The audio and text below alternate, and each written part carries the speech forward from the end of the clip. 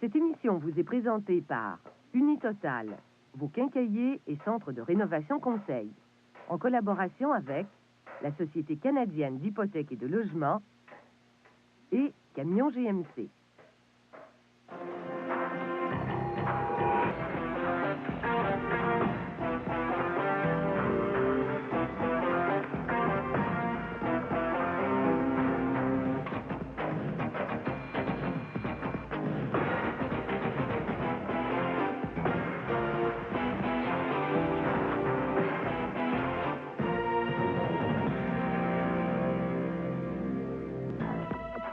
Bonjour à tous et permettez-moi de vous souhaiter la bienvenue à la maison de Complètement Marteau. Au programme aujourd'hui, on va changer un robinet sur le lavabo de la salle de bain et on va entreprendre la première partie de 2 sur la construction de la garde-robe en cèdre. Évidemment, j'attends mon ami René Lafrenière parce que je ne peux rien faire sans lui. Alors à tantôt.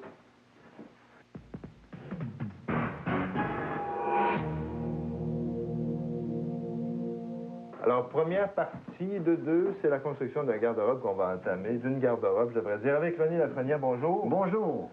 Construction d'une garde-robe, donc aujourd'hui, on va vraiment s'attarder à l'érection des cloisons et tout ceci parce que c'est quelque chose qu'on pourra appliquer ailleurs dans la maison, le moment venu. Comment construire une cloison? Alors, René est en train d'en construire une sur le mur. Ouais, ça va partir, ces petits dessins-là? Non, ça va être du bois par-dessus. Ah oui, c'est vrai. On va avoir 2 murs. Ce qu'on a fait, je refais ici ce qu'on a fait par terre. On a délimité par terre exactement l'emplacement qu'on utiliserait. Pour savoir si ça convient à la pièce. Ça convient, si on n'entre pas dans les cadres de fenêtre et tout. Et pour savoir ce qu'on va commander comme bois, je reproduis en dessin ce que je vais avoir besoin. Ça ici, j'ai un mur qui va avoir 6 pieds et j'ai un mur qui a 30 pouces. OK, ça c'est de l'autre face, en fait. C'est l'autre face. Perpendiculaire. Et sur mes murs, j'ai donc besoin d'une sablière et d'une lisse de 6 pieds, 2 morceaux de 6 pieds, et sur l'autre, de 2 morceaux de 30 pouces. Okay. Je vais avoir aussi besoin de 9, on appelle ça des pattes, 9 morceaux qui vont de haut en bas, qui, eux, vont... Ici, j'en ai 2 à un côté de l'autre pour faire mon coin de clouage, mon fond de clouage. Donc, j'en ai 9 sur l'ensemble de mon morceau. Et j'ai, au total, 87 pouces et 5/8, duquel je vais enlever 1,5 pouces pour ma lisse et 1,5 pouces pour ma sablière, 3 pouces, ce qui fait qu'ils vont avoir 84 pouces et 5/8. Donc, c'est le calcul qu'on fait au préalable pour ne pas se faire surprendre quand vient le temps de tailler les pièces. Ce sont des montants de 2 sur 3 et plus nécessairement de 3 sur 4 parce que du 2 sur 4, ça pourrait... 2 sur 4, ça aurait été trop fort pour rien. Il n'y a pas de cloison porteuse. Pour la porte, il y a des mesures standards. Ça prend 81 pouces et demi au seuil du linteau. Donc, j'ai 1,5 pouces sur la lisse, plus 80 pouces de support de tête. Donc, j'aurai 9,84 et 5/8, 2,80 pouces. Ma porte, c'est une 32 pouces. Donc, de largeur. 32 de largeur. Donc, si j'utilise les 2 cadres, on fait 34 pouces d'ouverture, plus 1,5 pouce pour les 2 supports de tête de chaque côté. Ça me fait 37 pouces. Bon, il y a des petites pièces en haut qu'on pourra tailler également juste au-dessus. Oui, on a fait le calcul tantôt, c'est des 3 pouces, que ça me prend 2 fois 3 pouces. Alors, René, on va tailler les 9 premiers morceaux dont on parlait de 84 et 5/8. Quand on a plusieurs morceaux à tailler, on a une petite technique très, très simple à utiliser. On place nos 9 morceaux par terre. Tu veux-tu aller à l'autre bout et me vérifier avec le mur? On est bien appuyé au mur. Tu me vérifies avec le mur sur le premier morceau est parfaitement d'écart. Tu tasses un petit peu de bout là. Oui. OK, c'est bon. C'est parfait. Bon. À partir de là, maintenant, on a dit qu'on couperait nos morceaux à 84 pouces et 5/8. On s'en va. On s'appuie contre le mur. Sur le premier morceau. Ça va. OK. Je fais ma marque à 84 pouces et 5/8. Bon, le petit ruban qui prend dans les bouts, là. Et avec un équerre, je viens placer mon équerre parfaitement sur mes morceaux et je fais ma ligne. Ça, c'est le travail rapide, c'est le travail à la chaîne. Ben oui, c'est parce que je me rends. Tous mes morceaux sont déjà coupés d'un second. Donc, je coupe maintenant.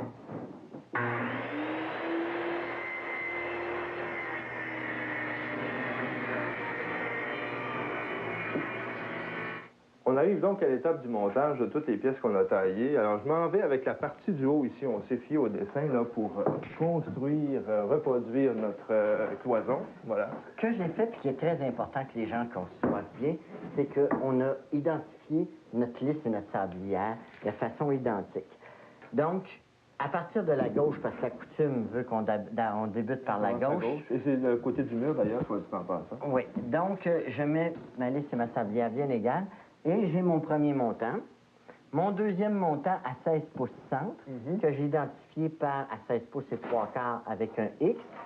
J'ai mon support de linteau de porte, qui est un 0 dans la construction.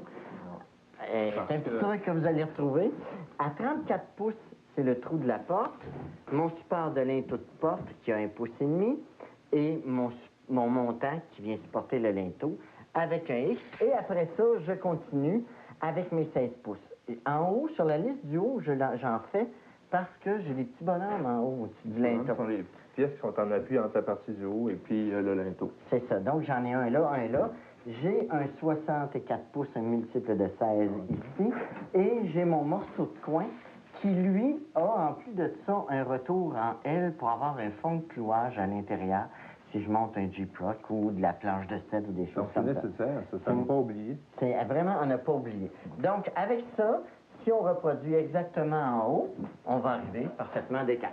Je ne me trompe pas de sens, là. Et puis là, on va commencer à clouer, René. On va revenir après le clouage pour monter la cloison. Vous allez voir.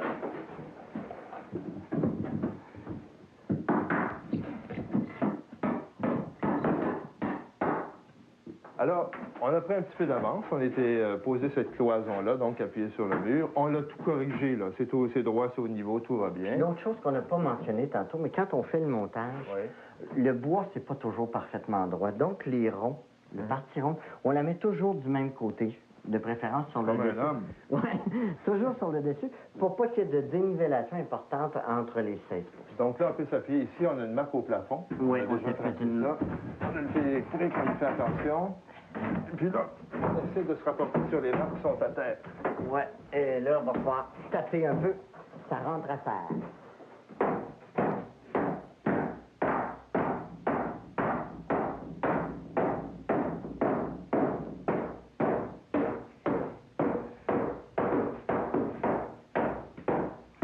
Bon, ben c'est parfait, ça, en tout cas ici. C'est ça. Et maintenant, il nous reste à le clouer en place. Quelques clous. Pas sur celui-là. Ça, c'est la planche. Ouais. Et voilà, on termine cet ouvrage et on va faire une petite pause. On va vous revenir avec la pose de la porte sur notre garde-robe en scène.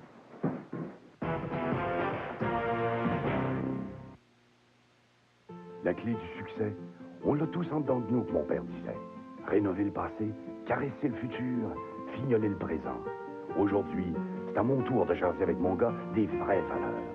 La qualité de vie, l'environnement, ça dépend bien souvent des outils qu'on se donne. C'est pour ça qu'il faut investir dans du solide. Mais le plus bel investissement qu'on peut pas faire dans la vie, mon gars, ça restera toujours ceux qu'on aime. Puis ça, je pense que tu l'as déjà compris. Unitotal, vos quincailliers centre de rénovation conseil. Je sais exactement ce que je veux, que j'aime. Mon foyer de décoration King l'a décoré à ma manière, c'est-à-dire simplement. Ce sont des amis qui m'ont fait découvrir Décoration King. Je reconnais que travailler avec eux, c'est un vrai plaisir.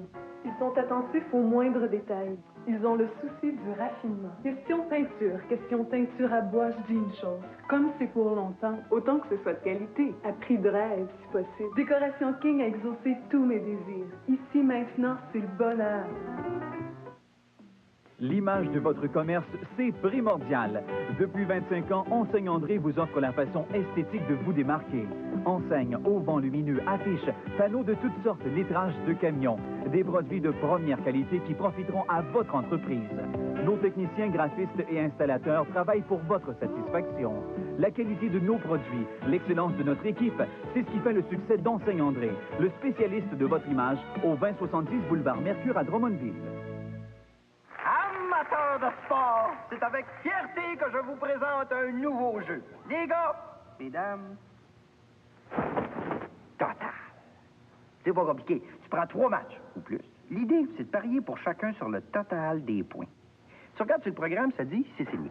Mettons que le match finit 4-4. Ça fait 8, ça. Fait que si t'as misé en haut de 6,5, t'es bien parti. Combien tu mises? Combien tu veux gagner? Total, le nouveau jeu pour les amateurs de sport.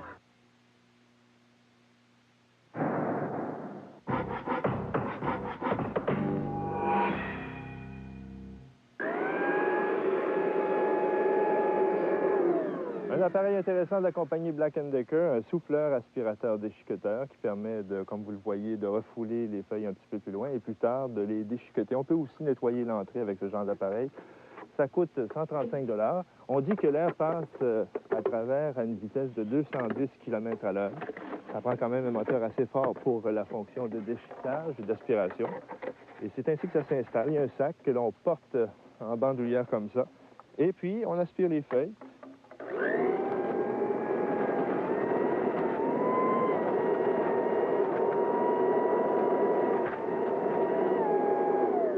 Voilà qui prendra moins de place lorsque viendra le temps d'en disposer dans des sacs.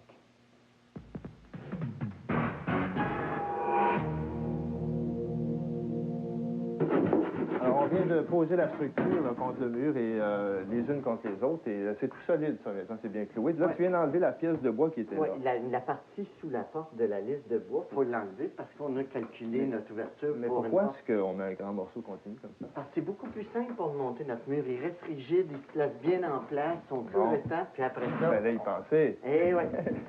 Là, je vais avoir besoin d'un coup de main de ta part. Ben, je suis là pour ça, René. Parce qu'on a une porte à monter, Oui. une porte précoupée qu'on appelle. On a vissé les pentures en place. Et maintenant, on va coucher notre porte par terre. Alors, il faut dire que ces portes-là peuvent être posées de n'importe quelle façon. À gauche, à droite, qu'on peut ouvrir à l'intérieur ou à l'extérieur. La poignée étant centrale, ça n'a pas d'implication. On peut mettre la tête à ce bout-là ou à ce bout-là. Pour le moment, nous, on a besoin de ce centre-là. Là, on va clouer la partie du haut. Ça, c'est la partie du haut. Ça, c'est la partie du bas. Je fais bien attention, par exemple, pour mettre mon ancrage de poignée dans le même poteau que la porte. Et je viens clouer, on vient clouer la tête de 3 petits clous à finition. Et on s'assure qu'ils sont parfaitement égales. De plus, je viens placer un clou ici, dans le côté, à moins d'un demi-pouce du rebord. Il faut juste vérifier, René, qu'on a l'espace requis ici. C'est ça. J'ai placé mon clou, je viens de donner juste un petit espace. Pour le dégagement de l'ouverture. C'est ça. Et à moins d'un demi-pouce du rebord, je viens me planter un petit clou pour que mon cadrage se tienne ensemble. Je ne le plante pas jusqu'au fond pour pouvoir l'enlever plus facilement. Ce sont des trucs qui rendent vraiment la vie plus facile quand vient le temps de poser une porte. Hein. C'est ça. Alors là, qu'est-ce que je fais? On pose la porte, tu m'enfermes? Oui, là, je t'envoie. Tu vas être bien conservé. En plus de ça, ça va être en sel. Je viendrai faire des petits tours ici tantôt. Là, on va bloquer temporairement notre porte. Oui. Là-bas, on va mettre des cales en haut et en bas. Oui. Allons-y. Sans trop de pression. Sans trop de pression pour le moment. En bas. Parce qu'après ça, on va tout ajuster. Oups, on a perdu nos cales. Juste Ouais, pousser un petit on a poussé un peu plus. OK, on s'en va de l'autre côté maintenant. Alors, le principe, c'est 2 de chaque côté, puis au niveau des charnières. Au niveau des charnières et au niveau de la poignée, ça en prend un troisième. Un troisième pour la poignée. Ouais. OK. Et en bas. Bon, maintenant qu'on a bloqué un peu la porte en place, on va l'ajuster. D'abord, en profondeur, je prends, vu que ça va du panneau de placoplâtre, je prends un morceau de placoplâtre pour m'ajuster égal. Et est-ce qu'on prend le niveau? Je vais avoir aussi besoin du niveau, là, pour que je recule à ce niveau ici, pour devenir égal. Parfait. Et maintenant, je vais avoir besoin du niveau pour ajuster ma porte. Il faudrait que je retire un petit peu celui du haut. Alors, j'en enlève un petit peu en haut. OK. Et à ce moment-là, je le maintiens. Veux-tu rebloquer de l'autre côté un peu plus fort? Comment? OK, pour qu'elle tienne bien en place. OK, je réajuste maintenant. OK, tu peux visser celle du haut. Oups, il faut que ça tourne dans le bon sens, cette affaire-là. Ça va mieux pour visser. Bon, allez, on y va.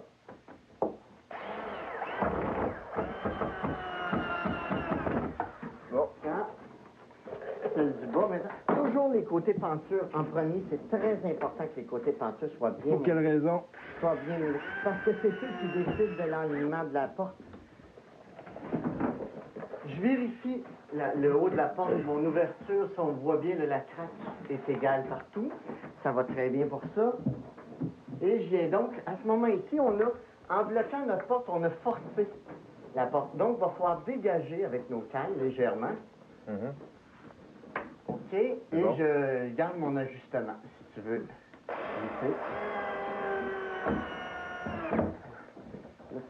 OK.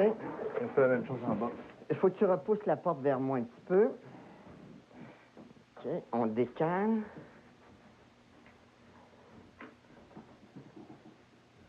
C'est beaucoup plus facile de travailler à deux, n'est-ce pas?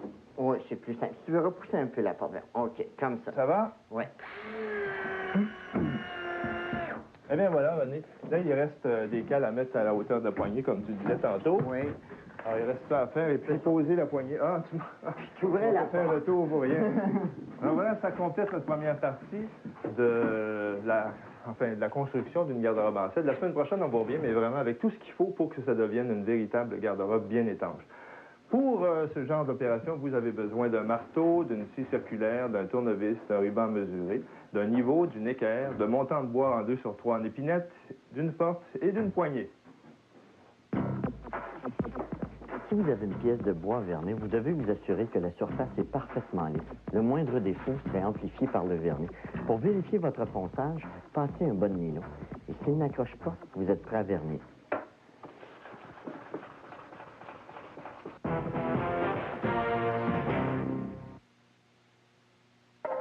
Une seule compagnie peut réunir un intérieur ergonomique aux courbes fluides. Revêtement de cuir ultra souple.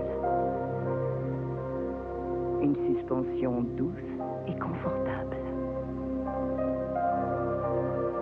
Et enrober le tout de 2 tonnes d'acier. Le nouveau Jimny de GMC. Toute la force de l'expérience. Il ne vous reste que quelques jours pour compléter votre rire. Si vous voulez en savoir plus sur les fonds mutuels, ne ratez pas Finance. Cette semaine, nous recevons Pierre Hébert de la firme DPM. Finance, ce dimanche, 11h30. Chaque année, chez Tapis Couture, plus de 500 000 clients obtiennent satisfaction grâce à notre vaste choix et à notre pouvoir d'achat. Pour du tapis, prélard, bois franc, céramique, store, peinture ou tout autre article de décoration, pensez Tapis Couture. Nos 50 spécialistes, conseillers décorateurs et installateurs, aux compétences inégalées, sont là pour répondre à vos besoins. Nulle part ailleurs, on ne vous offre autant de choix et de services à aussi bon prix. Tapis Couture, le seul centre général de la décoration et de la rénovation à Sherbrooke et à Quatico. Pourquoi?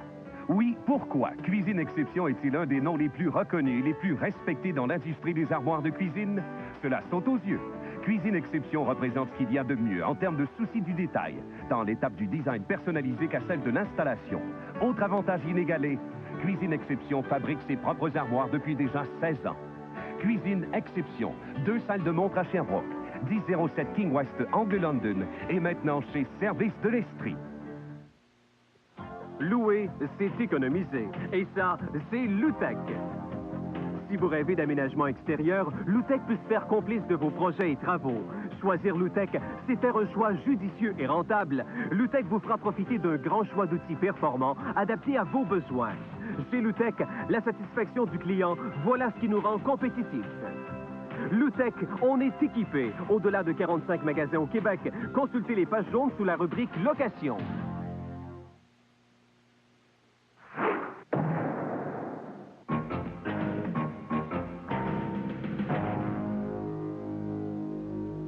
On peut devoir changer les robinets dans la salle de bain ou ailleurs dans la maison pour toutes sortes de raisons. Par exemple, parce qu'ils sont un petit peu trop vieux, il n'y a plus rien à faire avec eux, parce qu'on est bien tanné des systèmes à rondelles. Et aussi pour des raisons esthétiques, quoique ça devrait être la dernière raison, parce que ça coûte quand même assez cher ou ça peut coûter très cher. Remarquez qu'il y a des modèles sans rondelles qui ne coûtent pas tant que ça et qu'il vaut probablement la peine de remplacer chez vous. Là, on va changer ce modèle-ci, qui est pas mal fini d'ailleurs, qui fonctionne très mal, au profit de celui-là, qui est beaucoup plus beau au coup d'œil, qui va probablement nécessiter plus d'entretien, plus de frottage. Ça prend pas grand-chose, ça prend quelques outils, on va vous montrer ça, et ça prend surtout, il faut s'astreindre à une certaine gymnastique, il faut donc accepter de se coucher sous le comptoir. Alors, première des choses, arrêtez l'eau au sous-sol, dans bien des cas, dans les maisons, ou sinon, ici au robinet. Si vous n'en avez pas, il vaut probablement la peine, à ce stade-ci, de les remplacer parce que, bon, il se peut que vous ayez à fermer l'eau occasionnellement. Donc, c'est bien fermé, on peut procéder. Ensuite, une fois que tout est arrêté, eh bien, on prend la clé à molette et puis on dévisse les écrous à la base, ici, près du robinet, en l'occurrence. Voilà, un petit tour suffit pour pouvoir le déloger. Alors, j'enlève mon tuyau pour le redresser, pour permettre de mieux dévisser en haut maintenant. Et pour dévisser près du robinet, bien, j'utilise cette clé coudée, qui a l'avantage de pouvoir se tourner d'un côté ou l'autre, donc pour opérer dans les deux sens, et qui présente l'avantage de pouvoir travailler dans un espace restreint, parce que vous imaginez bien que si j'avais utilisé cette clé, j'aurais beaucoup de difficultés. Alors, voici comment ça fonctionne. Je la pose près de mon écrou en haut, et c'est la même chose des deux côtés, remarquez là. Voilà, je dévisse quelques tours, et en principe, je devrais pouvoir l'enlever à la main. Voilà, c'est fait. Alors, je fais exactement la même chose de ce côté-là, et ensuite, j'enlève l'écrou en plastique qui sert à serrer les robinets contre le lavabo.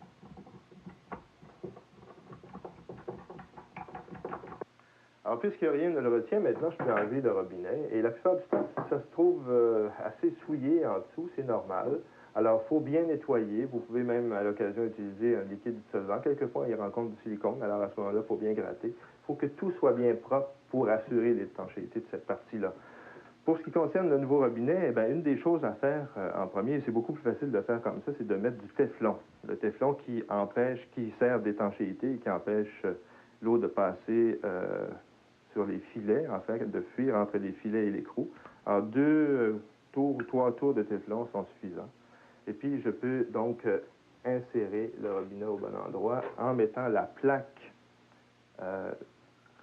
d'étanchéité. Une plaque comme ça, c'est suffisant, en caoutchouc ou en plastique mou pour l'étanchéité. Et je mets la tige pour lever et descendre le bouchon. Et je m'en vais travailler en dessous maintenant. Alors, il faut mettre les tiges, les petits tuyaux d'alimentation aux bons endroits. Et avant quoi, je dois mettre absolument les écrous de serrage. Alors voilà, trouver le bon filet. Je serre comme ça. Et je le monte jusqu'en haut. Vous savez, vous n'avez pas besoin d'utiliser un outil spécial pour serrer. Un bon serrage à la main est suffisant. Alors, ce que je fais du côté de l'eau chaude, je vais le répéter, bien entendu, du côté de l'eau froide. Et maintenant, je mets les pièces aux bons endroits. Voilà, l'écrou du haut. Bien serré. Je mets la petite pointe sur le robinet du bas. J'ai mis du téflon, comme vous pouvez le remarquer également, sur la valve d'arrêt. Et je serre avec la clé à molette ici à la base. Ça va bien puisque j'ai de l'espace. Je serre jusqu'à ce que je sente une certaine résistance. Il ne faut pas aller trop loin, ça ne donne rien. Il ne faut pas oublier qu'il y a des bagues de compression en plastique au bout qui assurent l'étanchéité de ce côté-là. Et je reprends ma clé coudée pour serrer en haut, comme ça, ici. Et je serre de la même façon, pas trop exagérément. Voilà. Donc, je fais le même travail de l'autre côté, du côté de l'eau froide. Il me reste à raccorder la tige ici, voilà. Elle est déjà en place. J'insère à travers les trous la tige. Et j'ajuste ma clé à molette pour serrer le petit boulon qui est placé juste au bout, là. Voilà.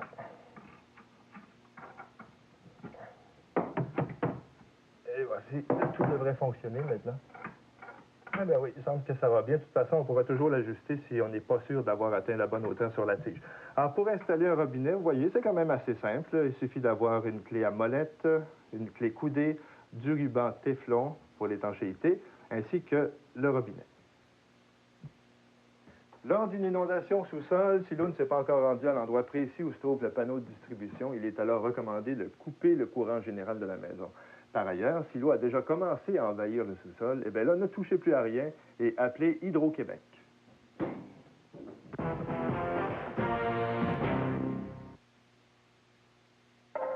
Une seule compagnie peut réunir un intérieur ergonomique aux courbes fluides. Revêtement de cuir ultra souple. Une suspension douce et confortable. Et enrober le tout de 2 tonnes d'acier.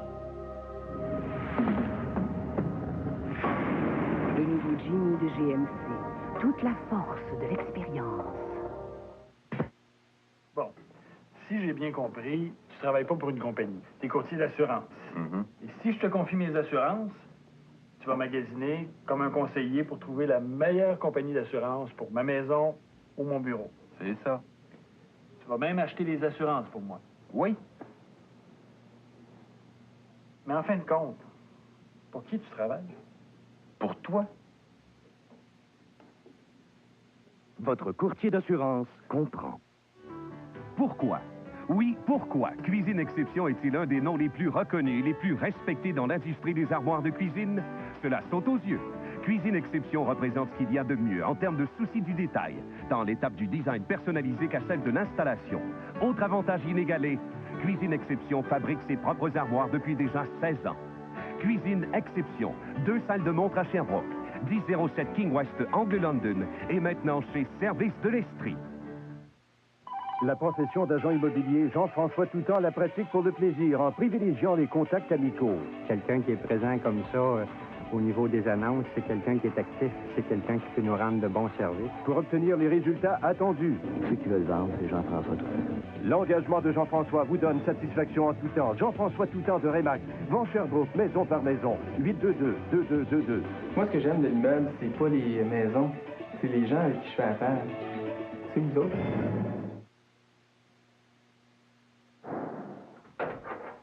Alors, comme vous pouvez le constater, on a presque terminé la construction de la garde-robe de cèdre. D'ailleurs, c'est pas fini puisque la semaine prochaine, on y revient. On va installer du cèdre sur les parois intérieures et on va vous montrer comment entretenir les joints de céramique. J'aimerais, avant de vous quitter, attirer votre attention sur l'existence de brochures et de dépliants de la Société canadienne d'hypothèques et de logement qui s'intéressent à ce qu'on appelle la maison saine, donc la maison et l'environnement, la